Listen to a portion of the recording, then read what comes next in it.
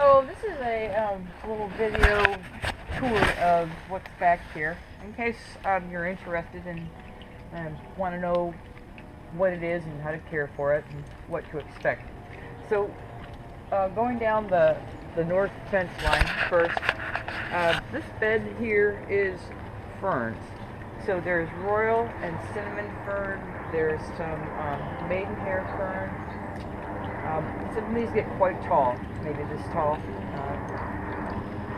if we have a nice moist year. And you don't really have to do anything to these at all, except keep the mulch. And you'll notice I've left the leaves down, and that's because the leaves provide a lot of mulch cover. You can see that they're already starting to put fiddleheads up here. They're just hiding underground, waiting for there to be enough daylight for them to come up. So I would leave these down until you see stuff poking through, and then make an attempt to remove what you want to. This is a camellia. It's a very, very nice late blooming camellia. This whole bed here has Lenten rose and phlox and some begonias, more ferns. Siberian irises are getting ready to flower. There's some ginger in here, some native geranium. Most of this stuff was rescued from different sites in Georgia where they were going to pipe a stream and build a Walmart. I used to belong to Georgia Native Plant Society, so I dug most of this up out of the wild and transplanted it here. This is a little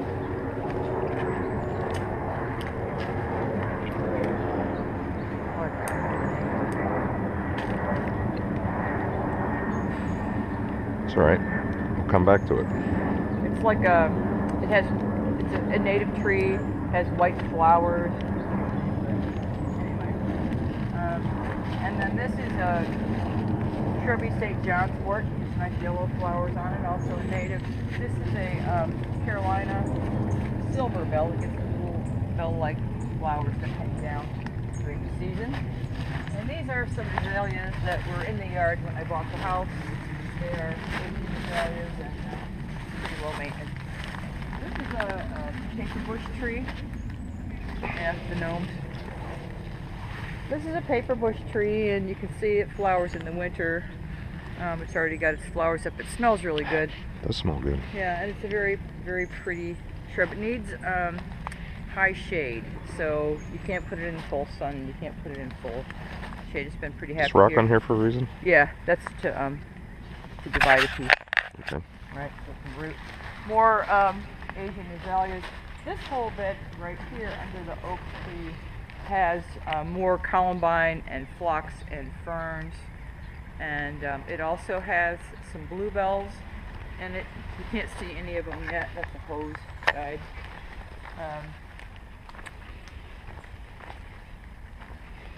It also has some heuchera. I just transplanted this berry here. I don't know if it's getting enough sun. It might need to be moved. They like full sun. You'll notice that the one in the front yard is done really, really, really well. What fern is that? Oh, that is, that's a wood fern. It's a nice big tall fern. Likes that area. This is a sweet shrub. It has yellow flowers, or not yellow. Has dark red flowers on it in the spring that smell like strawberries. That's another Camellia japonica. There's Christmas fern under here, and then also, you can see it. Yeah. I've forgotten the name of it. This is the native variety. I've also got some of the Asian variety down here. It's a nice little evergreen ground cover. These are leucothoe. They're a really nice evergreen shade shrub. They do well when there's a lot of moisture. When there's not a lot of moisture, you're going to have to supplement or else they'll just die. There's a lot of autumn bride heuchera under here, and some more of this, I can't think of the name of it. It's a little evergreen ground cover. It has purple, tiny purple flowers on it. It's really an annual, but it seeds out. All the flower heads seed out. So you'll see it reappearing all over the place. I originally planted over there, but it's not invasive. It's a pretty nice plant. And then there's also a lot of green and gold in this bed. Again, I've left the leaves down for mulch. You can see the green and gold here. It's a small ground cover evergreen, and it has really pretty gold flowers on it. What's this stuff here next to the steps? That's the Phacelia that I was talking about with the purple flowers. Okay. Also over there. So these are all native, or not native. These are all Asian azaleas. This is a service berry. It's a kind of a good native alternative to the bread pears that you see everywhere. It's a stronger tree, and it's got nice flowers on it. There's a couple more smaller ones here. These are beech trees, probably planted a little close together because they get really big. You might want to make a decision about which one you want to keep. I put them here originally to replace these white pines that are getting ready to be gone. They're diseased and they've been very well maintained. This is an oak leaf hydrangea. It's a really nice plant. This is the only place I've been able to grow one of these in this entire lot because it needs high shade. So you can expect this to flower. It has those big long flowers on it. It's a very nice plant. You don't really have to do anything to it. This is a chalk maple. There's a lot of mahonias in here. I've been taking these out little by little. That one needs to come out for sure.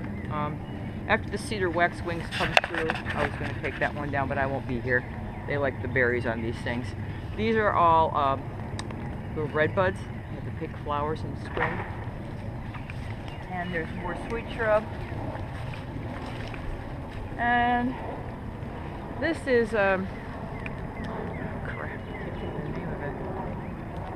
It's a nice shade plant. It has berries, little pods. Oh, it's Hearts of Burston. It's euonymus. It's a native alternative to the one that you see around that seeds out all over the place. And it has good fall color in the shade, which is nice. Most of what's down here are cherry laurels and hollies that I just used for screening the compost pile when that was active. These two big trees back here are hickories. I think they're both, they're not shagbark, I can't remember which type of hickory are, but they're very pretty. And they've seeded out a little bit. There's a couple more here. So we've got a few of those. There are some native azaleas right in here. They are the orange ones. I can't think of the name of them right now. They're very nice. And this is a sparkleberry. It's a, you turn around. This is a form of native deciduous holly. The berries aren't any good for humans, but the animals will eat them. And see, this is a I forget the name of it. It's a dogwood. It's not the one that you think of, but it's got some nice flowers on it in the fall. Why is it on an angle like that? Because it's growing toward the light.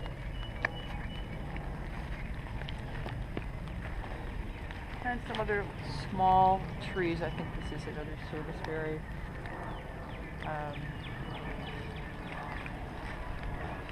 This is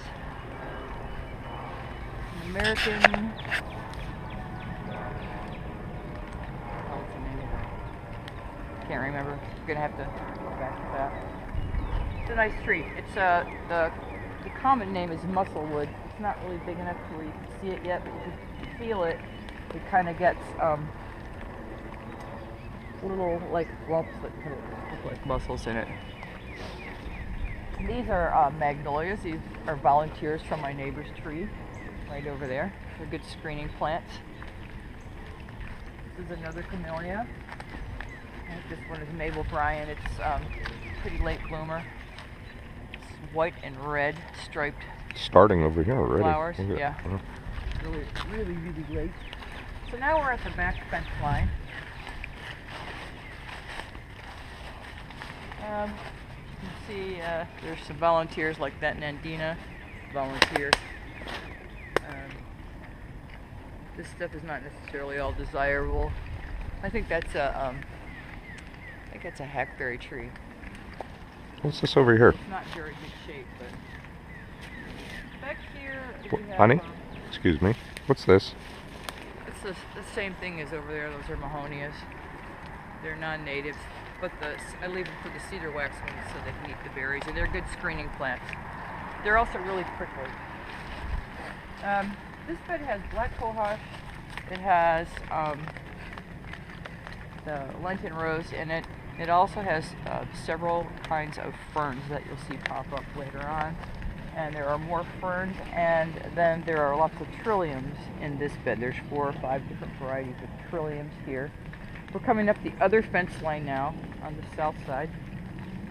These are mountain laurels. Now this is not, this needs to come out. This is a cherry laurel that one of the birds dropped here.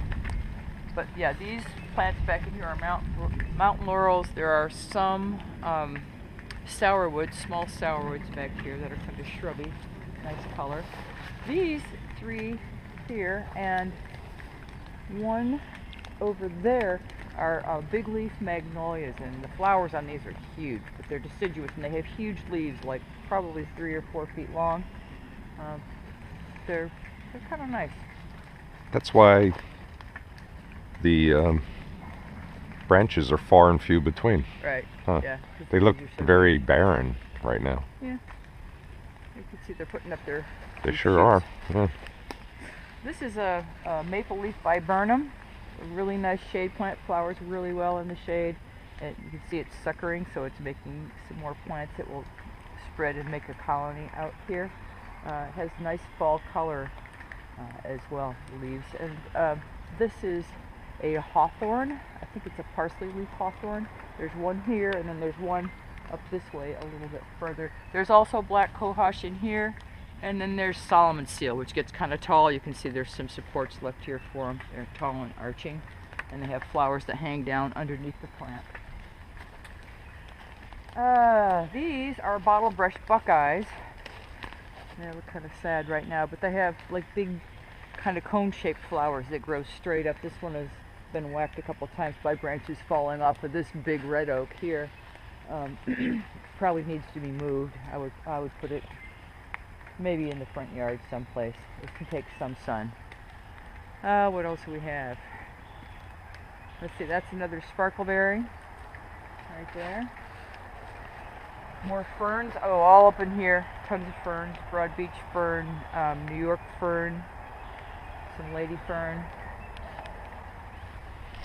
some more shrubby St. John's wort, and some autumn fern. Those are an evergreen fern. You'll see trout lilies come up in this bed. This is new. That's just fallen over Oh. from the hollies that they trimmed in Bob's yard. So trout lilies, they're small plants. They look their leaves kind of look like a bass. They're speckledy and they have tiny flowers. There's also bloodroot in here, and you'll know bloodroot. It's a big white flower that comes out of a small plant, and you'll see that around a lot of places. There's more sweet shrub over here. This is a Japanese maple. These in here are, that's an arrowwood, and there are 3 of those. 1, 2, 3. That is a viburnum. It's one of the last things to drop its leaves in the fall. So you'll usually have leaves on these till, I don't know. What's that evergreen December. behind it? Is that a yeah, cedar? That's a juniper, and Oh. I haven't had the heart to dig it out. It needs to come out of there. It needs sun, so it's not going to do well there. That big tall one right there is a sourwood. It gets really nice. You can see some of the flowers are left up there. They don't show this time of year, but they're showy white flowers in the summer.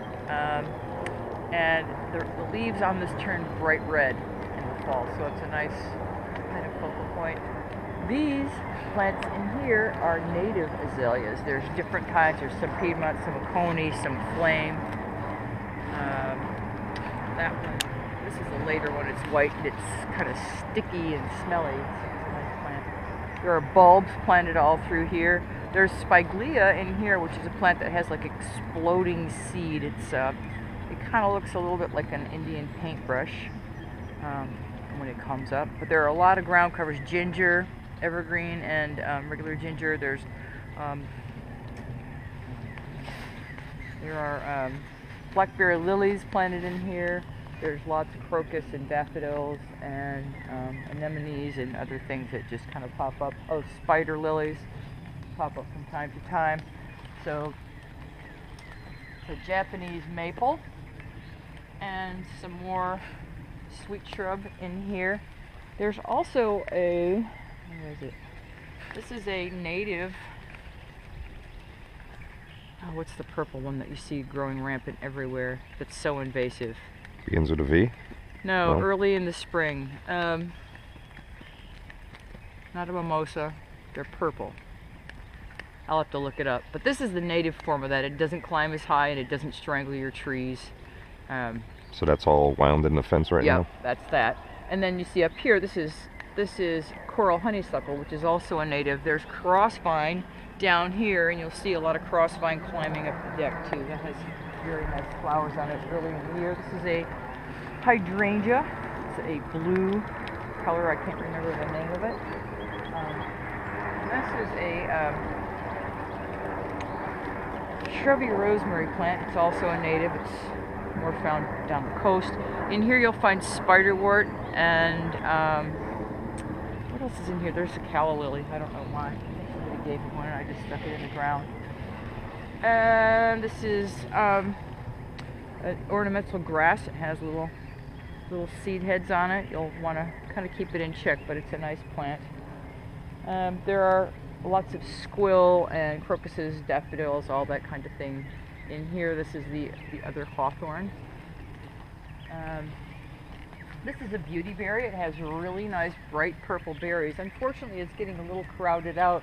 I had planned to remove a little bit from this saucer magnolia here. They don't really like pruning much, but I wanted to take a little bit of that off so that this would get more sun because it's getting leggy. But it's a beautiful plant. I also try to keep these loropetalum trimmed back. They really shouldn't have been put there in the first place. You might want to take them out or move them or something like that to give this guy more room because it really does show out. It's a nice plant.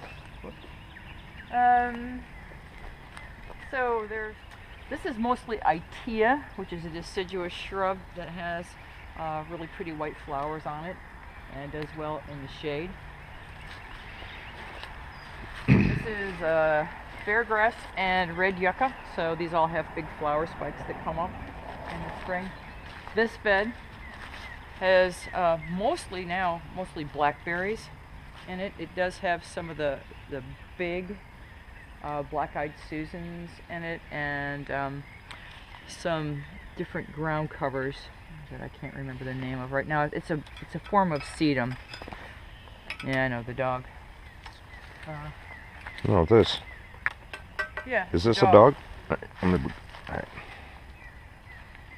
And this is a Salvia grevii. It's a nice little sort of semi-shrub. I didn't cut it back as much as I should have probably last fall. You probably want to cut it back to about, to where you stop seeing the new growth there. And then there's some ground cover in here, some eared coreopsis and some small things like that. So now we're at the side of the deck. And these junipers, Hold on a second, honey. These junipers were existing, and I just never took them out because they kind of soak up a lot of the runoff from that downspout. Here, this is a native southern jasmine plant. It's yellow blooms, and usually blooms once right around Christmas, and then it'll bloom again in the spring. And it's done a pretty good job filling this in to give some privacy here. And then this is another coral honeysuckle. This is a little bit more vigorous grower, so you can see how big the vines are on it. You might have to defend this one a little bit, but there's quite a lot of both of them.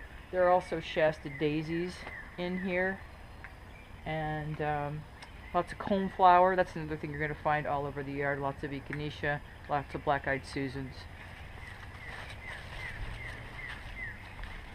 So I already told you about the saucer magnolia. This is really spectacular. I sometimes see this bloom at the end of February, and then it gets whacked by the last freeze.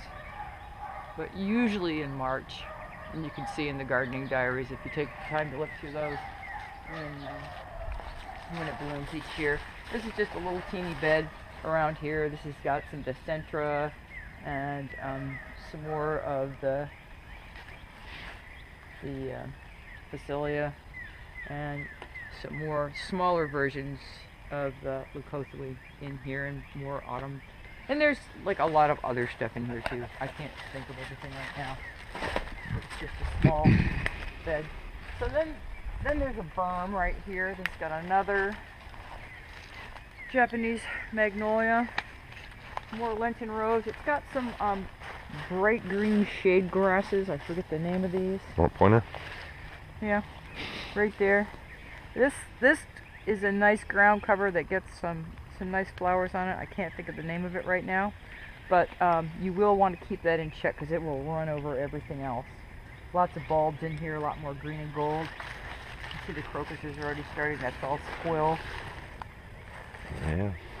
There's a lot more crocuses pretty soon. Again, I've left the leaves down because it acts like mulch. If you want to rake it off the back, once the temperature, once we get past freezing, then, or take it up. I mean, I usually don't actually.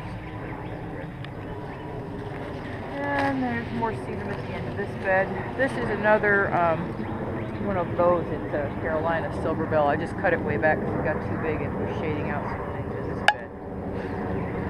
These three, 1, 2, 3, are Fothergilla, and they have white fuzzy flowers in early spring that smell like honey. Nice plants. They have good fall color. Most of what's below stuff around here are wild blueberries. The birds love them, and since I have blueberries and other fruit plants, I try to give them something to eat, and hopefully they'll leave my stuff alone. It doesn't always work. And more bulbs planted along in here.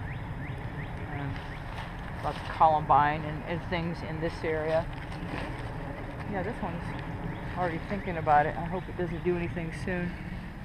This one usually blooms first. I've forgotten the name of it. It's pink. This is a fringe tree. It's getting crowded out a little bit. It needs a little bit more space. But it's a really nice little native tree. More autumn fern here. Another arrowwood by Burnham. This is the other large leaf magnolia. This, I'm trying to remember. Is this from Yeah, that's a leaf. leaf? Yeah, it's one of the leaves from the big leaf magnolia. Gives you an idea That's a lot of leaf. how large it is. I can't remember what this is. That's a hazel tree, that one with the little seed pods hanging down.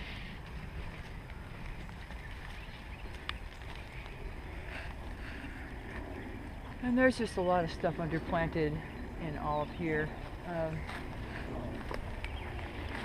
This little ground cover. This is the Asian version of the native that is up by the deck. I can't think of the name of it. You probably want to keep that in check a little bit. This is little heartleaf ginger. This is a native ground cover. It gets a little bitty, kind of unnoticeable flowers on it. And then this is the larger version of that. They get weird looking flowers underneath. They both spread a lot, which is good.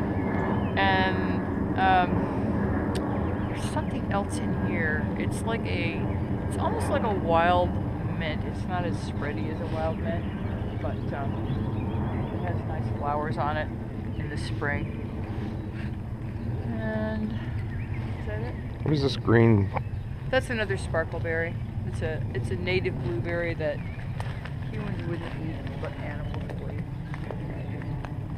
There's also there was originally a dry wash. We used to have a runoff problem right down here, so we planted this with ferns, Christmas ferns, the ones that stay green all year, and put a lot of rocks there. But we no longer have that problem because we've built enough stuff. More of that ginger. See how big it gets? Oh wow. Over time. Pretty That's cool. ginger? It's a native ginger, yeah. It's not like Ginger to eat. really big though.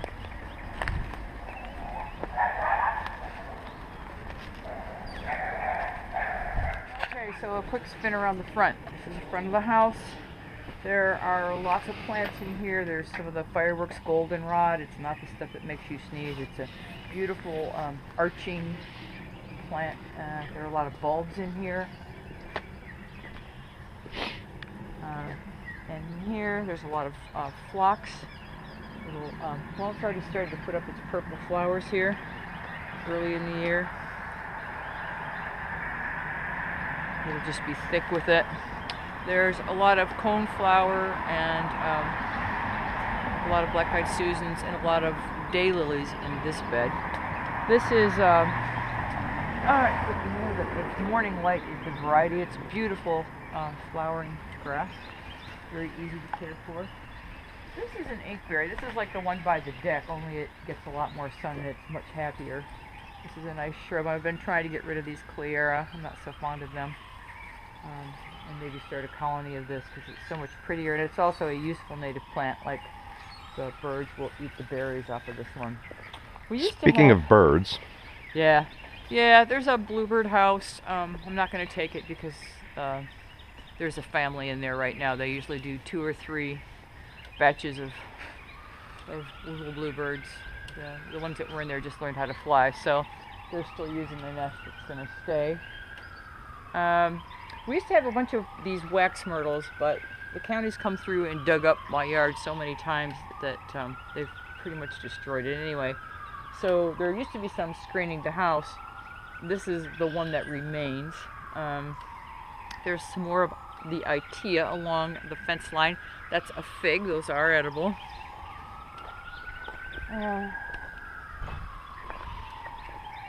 This is the pollinator for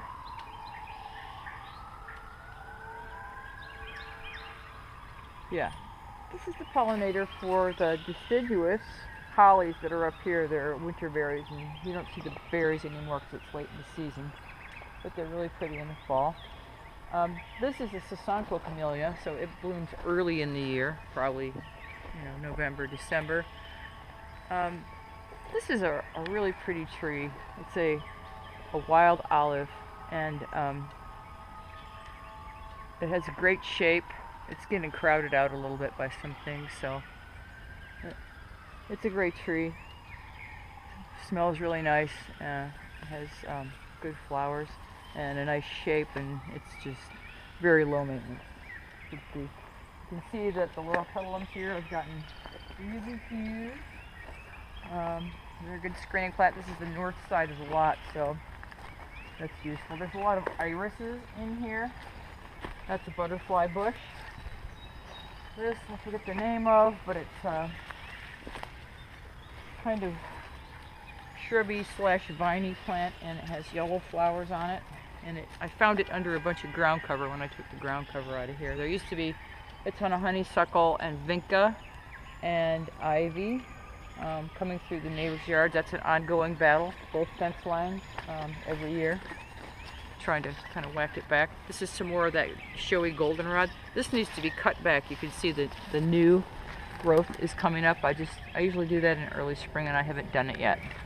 Same with the zebra grass. Usually I cut it back in early spring. I would usually do it in March, but I'm not going to be here.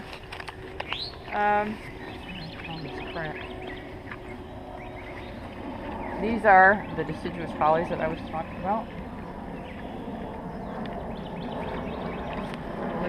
Colonies. This is the remaining wax myrtle up here. There used to be 2 of them. The county came through and dug this whole area. There's a lot of echinacea, a lot of bulbs. There's a lot of sedum, tall autumn color sedum, and lilies, daylilies. There's some really nice daylilies in here. This is a chrysanthemum that should have been cut back. I just never got to it. Sedum down in here. There's a lot of black-eyed Susans up in here. Those 2 shrubs are abelias. Easy to maintain, you just have to keep it cut back. There's a clematis. in here that grows up this trellis. There are some lemon drops that grow up in here. Small plants with big yellow flowers. Some silk grass under here, which is also a ground cover. Again, these are the abelias. These are both fig trees. Just keep them trimmed back, and the birds love them. And people can eat them too. This is muley grass, bright purple in the fall. Very, very pretty. So there's a lot of color up in this bed. And this is where we had to patch in the grass after the county came through. And after the sewer line was crushed, and I had to replace the sewer line. So that straight up there, you should be good for another 50 years on that. And some more of the tall flowery sedum. Everything I can think of. How about these here? Oh yeah. Oh, blueberries. These are blueberries. 3, 4 blueberries. 1, Blueberries to eat. 3. Yeah, edible. They flower pretty well if you can keep some of the fruit for yourself. It's tasty. And this is a Stokes aster that I relocated from another bed. So yeah, these guys are pretty low maintenance. You don't really need. The azaleas and the camellias need to be fed. They didn't get fed. I usually feed them right after they start to flower, right after they finish flowering. Azaleas and camellias get fed. So the camellias will be due next month.